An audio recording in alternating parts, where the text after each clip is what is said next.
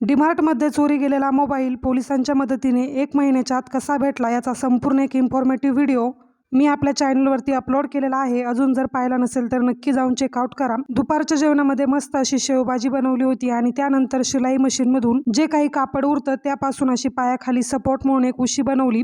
हे सुद्धा मी तुम्हाला आपल्या मोठ्या व्हिडिओमध्ये दाखवेल। त्यानंतर रामलाज ग्राउंडवरती त्याचे खूप सारे मित्र भेटले आणि त्याने सुद्धा खूप जास्त एन्जॉय केलं आणि इव्हिनिंगचा नजारा तर आज खूप जास्त सुंदर होता। नवरात्र असल्यामुळे सगळीकडे सांस्कृतिक कार्यक्रमांचे आयोजन केले होते। आज आम्ही सुद्धा कार्यक्रम पाहण्यासाठी गेलो होतो। नेहमीप्रमाणे राम रडायला लागला त्यामुळे लगेच घरी आलो।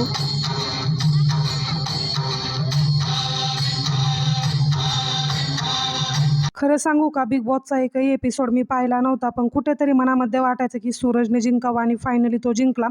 तर हे पाहून खूप जास्त आनंद झाला होता।